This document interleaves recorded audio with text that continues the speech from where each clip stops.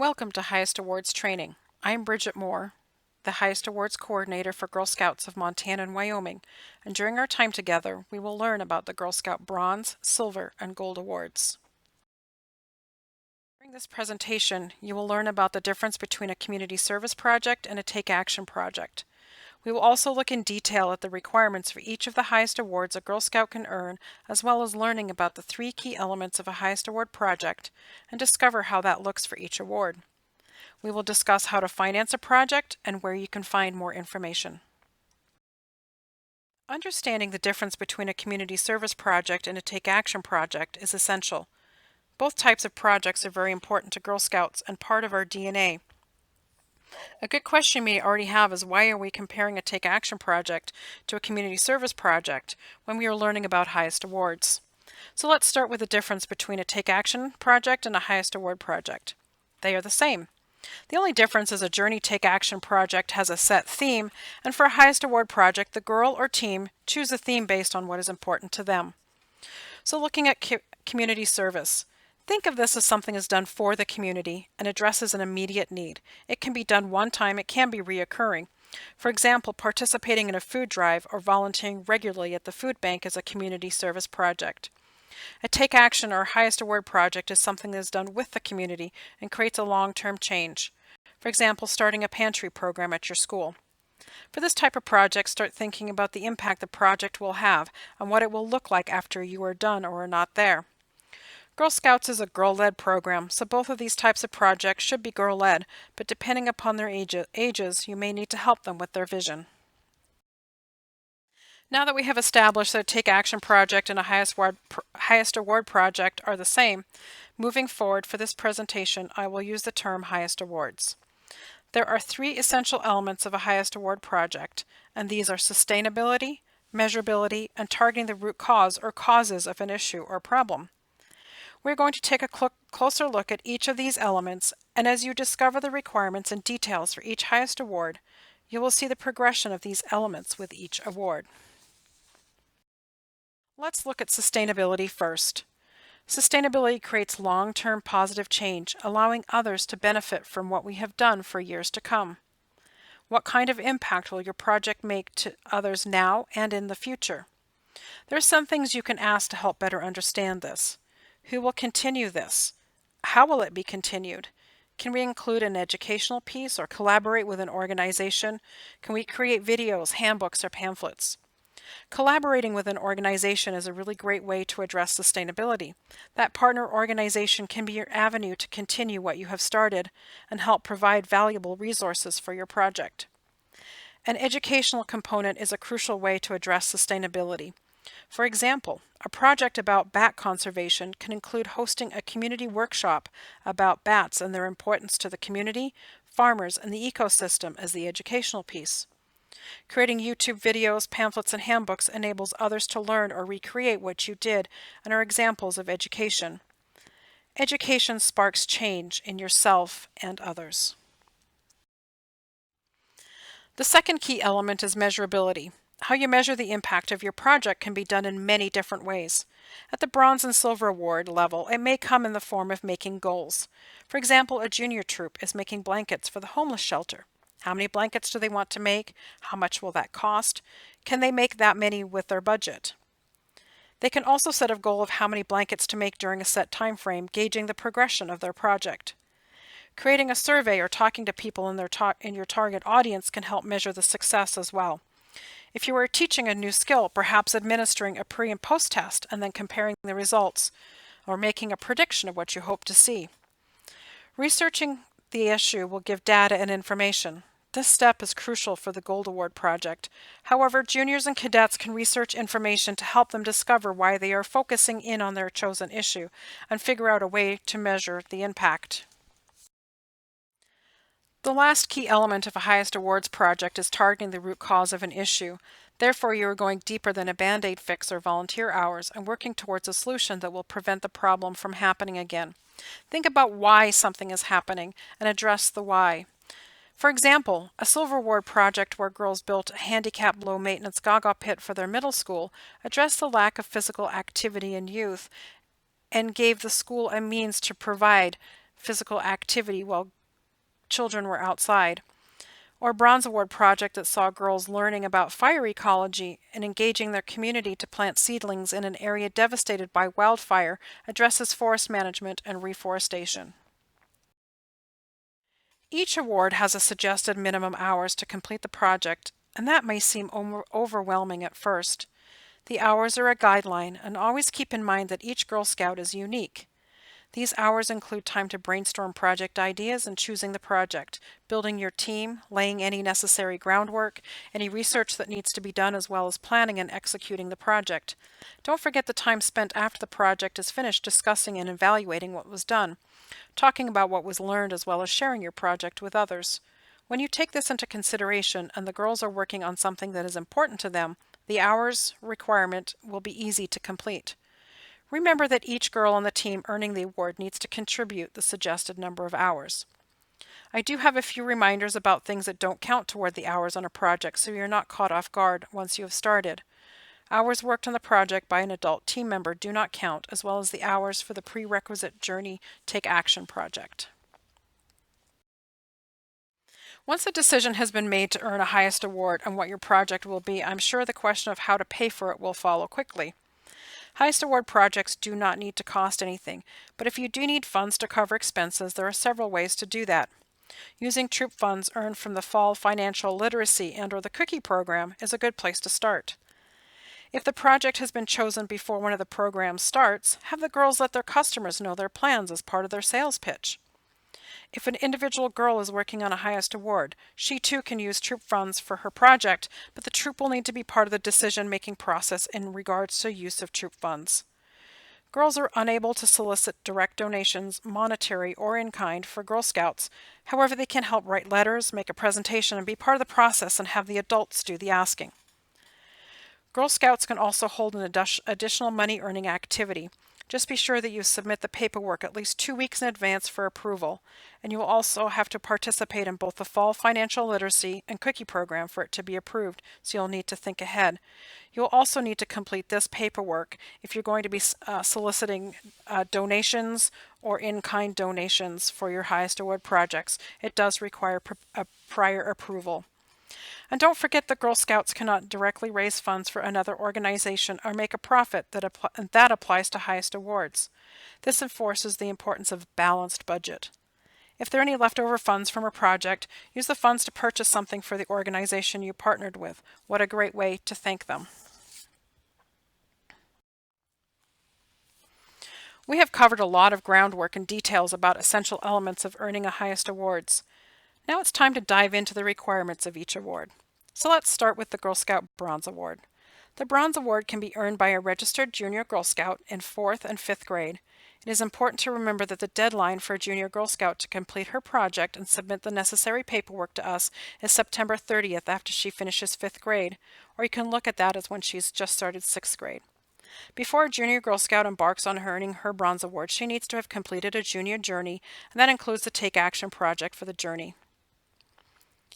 A Bronze Award project is approved by the troop leader, so there's no need to have it approved by council. It is important to emphasize equal responsibility and group decision-making, as a Bronze Award is earned by a troop or group. If an individual girl in your troop or a Juliet would like to earn her Bronze Award, she can form a team of classmates, friends, or family to fulfill the team requirement. Once each girl completes the 20-hour project, then each girl will need to complete and submit a final report and time log so it can be reviewed by council staff. Are you looking for some helpful tips from leaders who've already had girls earn their Bronze Award? Here are some, and I'm sure there are many more. Let girls brainstorm ideas from observations in their community. Put talents that they already have to good use. Always ask, is it realistic? Ask for help in getting others involved. Keep up on your time log as you go along. Makes it at the end so much easier. Document the progress with pictures and videos. Submit those with your final report, because then we can share the good news of your accomplishments. As the team is finishing up the project, this is the right time to talk to them about the 3 key elements of a highest award. If you recall, they are sustainability, measurability, and targeting the root cause of a problem. In the discussion you have, ask the team how this project could have been made made sustainable, and talk about measurability, of course in ways that they will understand. I'm sure they will have some great ideas as well. At this point, they will be starting to understand the difference between a community service project and a take action project, as well as being more aware of the wider world around them and see that others may be experiencing the same issue that they addressed. After we learn about the details of how to earn each highest award, we will take a look at an example of a project for that award. I will use the same theme for each award, planting a garden, so you can better see the progression of the three key elements of the highest awards. For this example, for a bronze award, a junior troupe is brainstorming project ideas, and after looking around their community, they identify some needs. They notice that a garden at their meeting place has not been maintained and is in need of some work. They ask the director of the meeting space for permission to make improvements to the garden. They use their cookie proceeds to buy supplies. After they ask a local nursery about what plants would be best for the location. They organize a work day to plant the garden, and then after they're done, they discuss its lasting possibilities and how they know they have made an impact. Let's jump into the details for earning the Silver Award. The Silver Award can be earned by a registered cadet Girl Scout in grades 6, 7, and 8. The deadline for completing the project and submitting the paperwork is September 30th after she finishes 8th grade, so that's the beginning of 9th grade. The prerequisite for a cadet is to earn a cadet journey, including the Take Action project. Just like the Bronze Award, the troop leader approves the project. Once the 50-hour project is completed by each girl on the team, each of them will submit the final report and time log to be reviewed by council.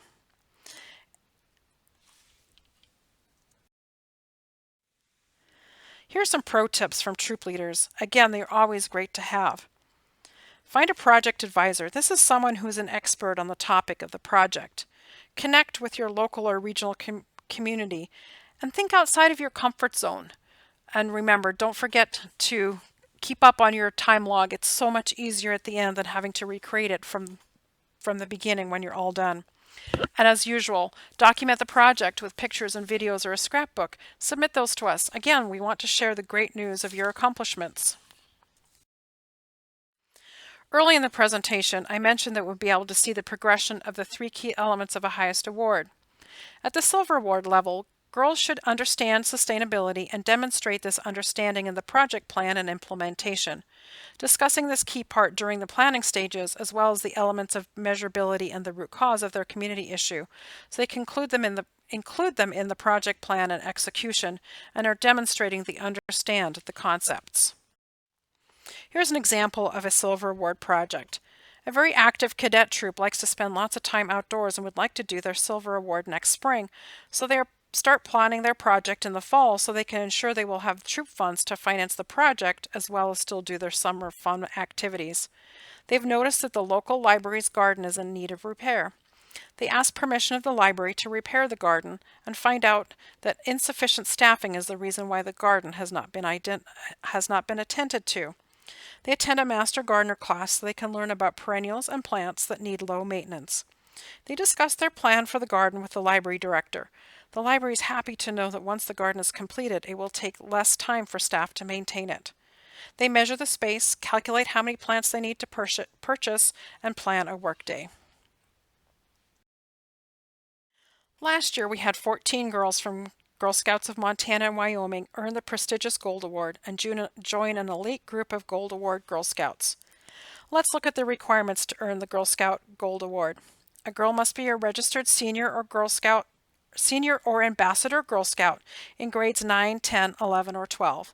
And she must complete her project and paperwork by September 30th after she graduates from high school, or when she turns 18, whichever gives her the longest time to complete it. That means a girl who graduates early can still earn her Gold Award. She will need to earn 2 senior or 2 ambassador journeys, or earn the Girl Scout Silver Award and 1 senior or ambassador journey. Remember that seniors earn senior journeys and ambassadors earn ambassador journeys. That also means that an ambassador can use senior journeys as her prerequisite, as well as a girl who is new to Girl Scouts as a senior or ambassador can earn her Girl Scout Gold Award. Gold Award is earned by an individual girl, and she must find a project advisor. A project advisor is someone who is an expert in the topic of the project, and they can't be the girl's parent or guardian or family member or troop leader. The project she chooses to do must have a regional, national, or global link to an issue. For example, choosing a project that addresses food insecurity has links nationally and globally. The Gold Award is not approved by troop leaders or service unit volunteers, but by the Gold Award Committee that consists of volunteers and Girl Scouts of Montana and Wyoming staff. She must submit a project proposal to be approved through Go Gold, an online submission portal from GSUSA. This is very important, as only Gold Awards submitted through Go Gold can be considered for nomination by Girl Scouts of Montana and Wyoming for the National Gold Award Girl Scout recognition. The Gold Award project is a minimum suggested 80-hour project, and once completed, the final report, time log, and budget report are also submitted through Go Gold. A girl can use the time log on Go Gold to keep her track of her hours as she goes along. Here are some pro tips and suggestions for someone who would like to earn her Gold Award. The project is very comprehensive, so we recommend that a girl does not wait until she is a senior in high school, as that is such a busy year. We also don't suggest waiting for the summer after she graduates to get started, as the approval process itself can take 4 to 6 weeks. As I mentioned, some of the Gold Award Committee members are volunteers, and we give them 2 weeks to carve out time in their busy schedules to review and respond to a project proposal. The committee will respond to an applicant in the form of questions, suggestions, and comments, and the applicant must respond to the committee members. If the project requires a rework of the proposal, then the applicant will need sufficient time to complete that. We do have a rubric that can be used while writing the project proposal, and following the rubric can be very helpful in submitting a more polished, refined proposal that requires less rewriting. We've already talked about the Gold Award project, including specific details about sustainability, measurability, and identifying root causes. When we receive the final report, pictures, videos, and documents all need to be included and can be uploaded through Go Gold, so keeping up on that as she goes along makes that much easier. Throughout this training, you have heard a common theme about highest awards, and that is the key elements of sustainability, measurability, and targeting a root cause.